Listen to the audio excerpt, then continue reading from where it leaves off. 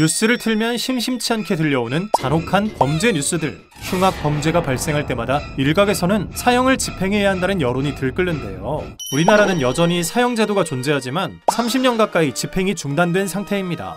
그렇다면 사형수들은 감옥에서 어떻게 생활하고 있을까요? 또 사형이 집행되지 않는다면 무기수와의 차이점은 무엇일까요? 오늘의 교양만두는 사형수에 대한 이야기입니다.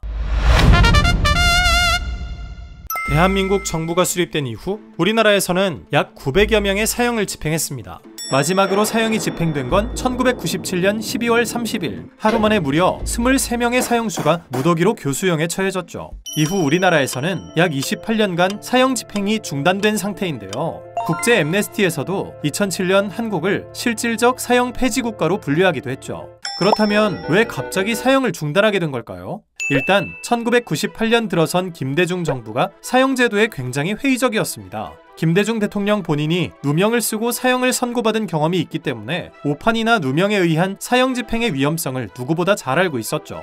또 인권단체와 종교단체에서도 지속적으로 사형제 폐지를 요구했고요. 국제사회의 압력과 외교적인 문제도 무시할 수 없었습니다. 유엔에서는 회원국들에게 사형제 폐지를 강력하게 촉구하고 있고, EU 또한 사형제 유지 국가와는 FTA를 맺지 않거나 낮은 수준의 협정을 체결하고 있죠. 따라서 인권국으로서 대한민국의 위치와 선진국과의 관계가 악화될 것을 우려하여 정권이 바뀐 이후에도 여전히 사형 집행이 이루어지지 않고 있는 것이죠. 그런데 만약 사형이 다시 부활한다면 사형 집행은 어떻게 이루어질까요? 일단 법무부가 사형 집행을 요청하면 대통령의 재가를 거쳐 수용자의 명단이 확정됩니다. 여기 귀여운 게 죄라면 사형을 선고받고 사형장에 들어선 추추. 추추의 앞에는 검사와 검찰 서기관, 구치소장, 보안과장, 의무과장이 차례대로 앉아 있습니다. 그 뒷줄에는 신부와 목사, 스님 등 성직자들이 입회하고 있죠.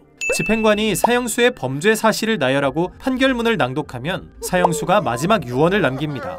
그리고 종교의식까지 마치면 마침내 교수형이 집행되죠. 사형수가 사망한 후에는 친족 또는 연고가 있는 사람에게 시신이나 유골을 인도하는데요. 만약 시신을 인수할 사람이 없을 경우 화장하여 봉안하거나 임시로 매장한다고 합니다. 현재 우리나라는 서울구치소, 부산구치소, 대구교도소, 대전교도소 총 4곳의 사형시설을 보유하고 있는데요. 수감된 사형수는 총 57명으로 희대의 연쇄살인마 유영철과 강호순, GOP에서 총기를 난사했던 임병장, 영화 공공의 적의 모티브가 되기도 한 박한상 등이 있습니다. 그런데 여기서 궁금증 하나. 어차피 사형이 집행되지 않는다면 사형과 무기징역은 어떤 차이가 있을까요? 가장 큰 차이는 가석방 가능성입니다. 무기징역은 20년 후부터 가석방이 가능하지만 사형수는 가석방이 불가능하죠. 또한 감옥 생활에서도 차이가 있는데요. 교양만두에서 혼자 빤스런한 죄로 사형을 선고받고 교도소에 수감된 요요. 사형수인 요요는 빨간 명찰을 착용하게 됩니다. 한눈에 봐도 사형수임을 알 수 있기 때문에 같은 수용자들 사이에서도 은근히 왕따, 아니 경계의 대상이 되곤 하죠.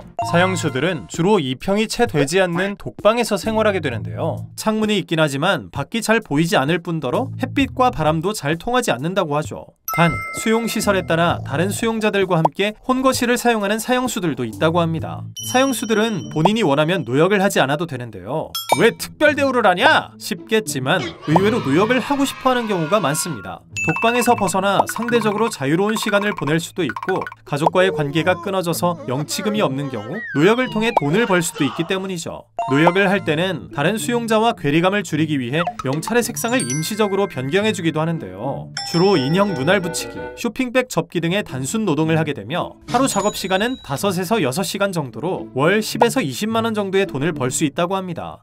교도관님, 제 일 안 하고 딴짓한대요. 사형수의 경우 접견은 월 4회, 각 30분 이내로 제한되고요. 전화통화는 월 3회 가능합니다. 또 독거 사형수의 경우 하루 1시간, 혼거 사형수는 하루 30분씩 야외 활동도 가능한데요. 이를 제외하고는 대부분의 시간을 방 안에서 보내게 됩니다. 주로 TV 시청이나 독서, 필사, 편지 쓰기 등을 하며 하루를 보내죠. 사형수들은 일반 수감자들과 다르게 직업교육이나 인문학, 예술 강좌 등에 참여할 수 없기 때문입니다. 이들의 가장 중요한 일과는 그저 사형 집행, 즉 죽을 날을 기다리는 것뿐이죠. 사형수들이 외부와 소통할 수 있는 거의 유일한 기회는 종교 상담. 종교를 선택하게 되면 주 1회 5시간씩 교도관이 지켜보는 가운데 신부나 목사, 스님 등 성직자와 만나 기도를 하고 상담도 할 수 있습니다. 타인과 편하게 대화도 하고 간식도 먹을 수 있어서 종교 투어를 하는 사형수도 있다고. 사형 집행에 대한 불안감과 수감시설 밖으로 나갈 수 없다는 절망감, 반복되는 수용 생활에 대한 답답함과 무기력 등 여러가지 이유로 심리적 불안정을 겪는 사형수들도 많은데요. 심지어 극단적인 선택을 시도하는 경우도 있다고 하죠. 또 일부 사형수들은 사건에 대한 죄책감과 트라우마에 시달리기도 합니다. 반면 여전히 안하무인으로 행동하는 사형수들도 있습니다. 유영철의 경우 2014년 포르노를 불법 반입하여 소지품 검사를 받게 되자 교도관의 멱살을 잡고 난동을 부리기도 했고요. 초등학생을 성폭행하려다 살해한 정성현은 수사 과정에서 협박을 당했다며 국가에 손해배상을 청구하기도 하고, 한 지역 신문사가 살인마라는 표현을 썼다는 이유로 명예훼손으로 고소하기도 했죠. 심지어 탈옥을 시도한 사형수도 있는데요.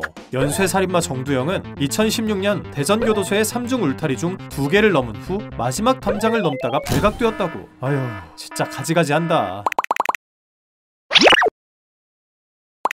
사형제도 폐지에 대해 찬성과 반대의 입장은 여전히 팽팽하게 맞서고 있습니다. 사형제 폐지를 주장하는 쪽은 생명권 문제, 오판 가능성, 대체 형벌 가능, 사형 집행자의 처우 문제 등을 그 근거로 들고 있죠. 특히 이들은 사형 집행이 흉악 범죄를 줄이는데 큰 효과가 없다는 주장을 하고 있는데요. 실제로 국제 앰네스티의 통계 자료에 따르면 미국에서 사형 제도가 있는 주의 평균 살인 사건은 인구 10만 명당 5.71건으로 사형 제도가 없는 주보다 오히려 1.69건 많은 수치를 기록했고요. 유엔에서는 사형 제도가 살인 억제력을 갖는다고 판단하기 힘들다는 연구 자료를 발표하기도 했죠. 반면 사형제 유지를 주장하는 사람들은 피해자들의 고통 감소, 사형수들로 인한 사회적 비용 감소, 사회적 약자 보호 등을 근거로 들고 있습니다. 형벌의 목적은 피해자와 그 가족의 영혼을 안정케 하는 것이며, 피해자의 가족들은 사형 집행을 통해 그나마 정의의 행사를 경험하고 위로를 받을 수 있다는 것이죠.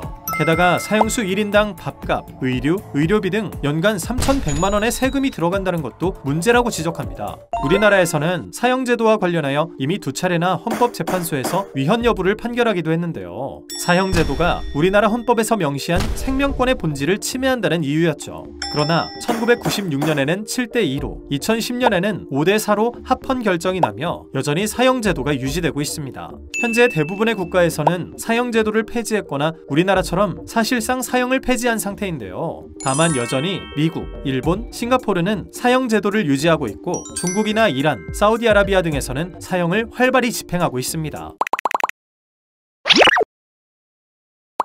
지난 2023년 조사에 따르면 현재 우리나라의 여론은 사형제도를 찬성하는 쪽이 더 우세하다고 하는데요. 우리 전만이들은 사형제도에 대해 어떻게 생각하시나요? 댓글로 남겨주세요. 감사합니다. 지금까지 교양만두였습니다.